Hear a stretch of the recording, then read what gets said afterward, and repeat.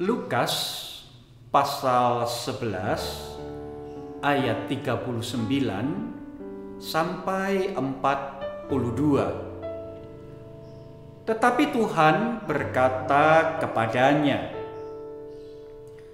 "Kamu orang-orang Farisi, kamu membersihkan bagian luar dari cawan dan pinggan, tetapi bagian dalammu penuh rampasan dan kejahatan.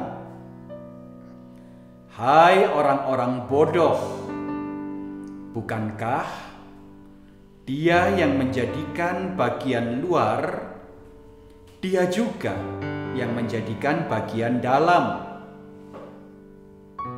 Akan tetapi berikanlah isinya sebagai sedekah, dan sesungguhnya semuanya akan menjadi bersih bagimu.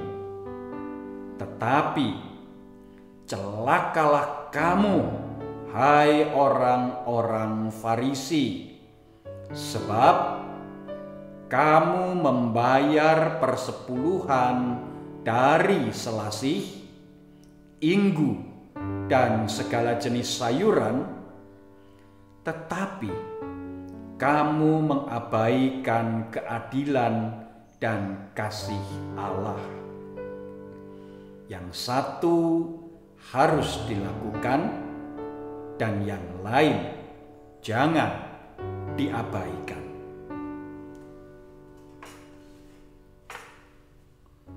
Selamat pagi Ibu, Bapak, Saudara, anggota jemaat dan simpatisan GKI Taman Majapahit Semarang. Apa kabar Anda pagi hari ini? Semoga kita semua pagi ini siap untuk menerima firman Tuhan, sebab bukankah firman Tuhan itu pelita bagi kakiku dan terang bagi jalanku. Firman Tuhanlah yang boleh menuntun langkah perjalanan hidup kita selangkah demi selangkah pada hari ini. Ibu, bapak, saudara yang terkasih dalam Tuhan Yesus Kristus, tidak ada yang salah jika kita sebagai umat Allah memiliki ketekunan di dalam beribadah. Sebagai seorang pendeta, tentu saya mendorong dan menganjurkan, memotivasi ibu, bapak, saudara memiliki disiplin rohani yang dikerjakan, dilakukan secara rutin, supaya hidup kerohanian kita bertumbuh. Ya, jangan lupa berdoa. Jangan lupa membaca firman Tuhan. Jangan lupa senantiasa menyanyi, memuji, memuliakan nama Tuhan. Jangan lupa beribadah, datang di dalam persekutuan-persekutuan dan kebaktian-kebaktian, serta tentu kita punya program pendalaman Alkitab Rumah Jemaat serta persekutuan doa Rumah Jemaat. Dilakukan akhir-akhir ini melalui media Zoom. Jangan absen, hadir ya. Dan juga ibu, bapak, saudara yang terkasih, jangan lupa untuk terus bersaksi, karena memang hidup kita sebagai orang Kristen adalah hidup yang menjadi kesaksian tentang siapakah Allah yang mengasihi dunia ini. Nah, ibu bapak, saudara yang terkasih dalam Tuhan Yesus Kristus, semua kita kerjakan, semua kita lakukan. Tetapi mari kita mencoba merenungkan lebih dalam lagi. Mengapa Yesus menegur, memperingatkan, bahkan mencela kehidupan orang-orang Farisi? Asal kita tahu bahwa pada zaman kehidupan Tuhan Yesus, orang-orang Farisi adalah orang-orang yang terpandang. Mereka memiliki kedudukan yang terhormat di tengah-tengah masyarakat. Segala apa yang mereka ucapkan, segala apa yang mereka lakukan dipandang sebagai sebuah kebenaran. Oh, orang-orang secara umum memandang orang-orang Farisi ini sebagai hamba-hamba Allah. Sebab apa? Mereka secara teratur, secara disiplin, secara tertib memberlakukan Taurat Allah, memberlakukan perintah Tuhan.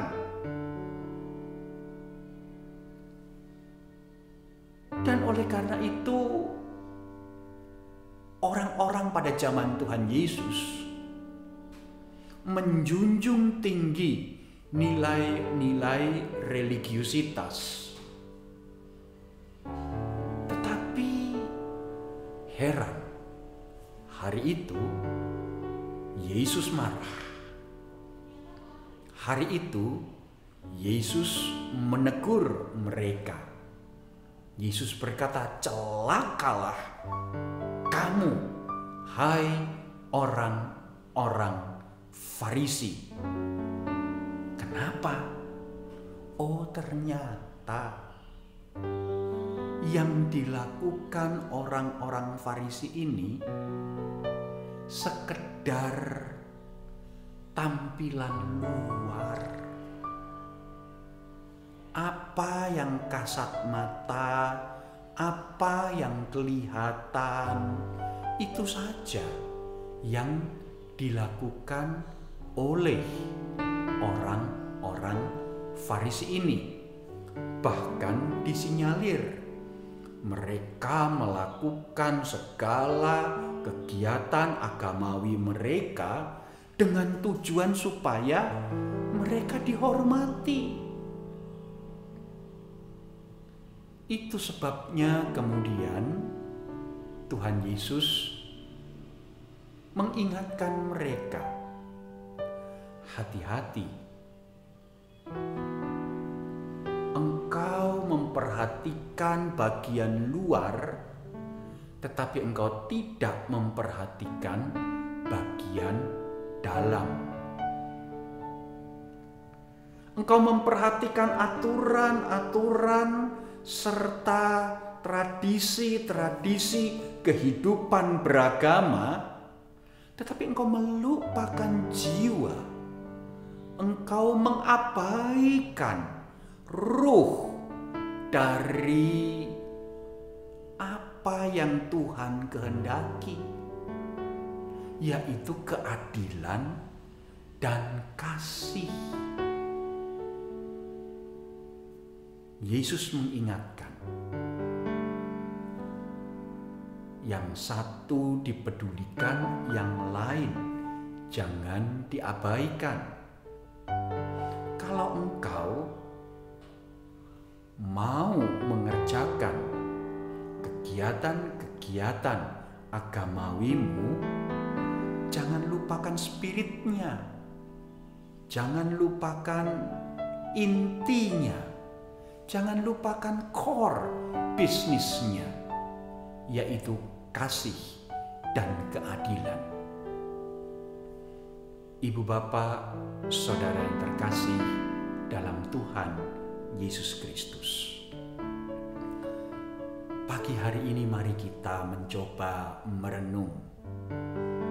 Ketika kita melakukan berbagai-bagai disiplin rohani, ketika kita melakukan berbagai-bagai aktivitas keagamaan, ketika kita melakukan berbagai-bagai rutinitas pelayanan, apakah kita masih menggenggam? Apakah kita masih memegang core bisnis, spirit, jiwa, roh dari itu semua, yaitu kasih dan keadilan? Mari kita bertanya kepada diri kita sendiri. Adakah kasih Allah itulah yang memberikan semangat di dalam hati kita untuk mengerjakan pekerjaan-pekerjaan yang baik yang Tuhan percayakan kepada kita?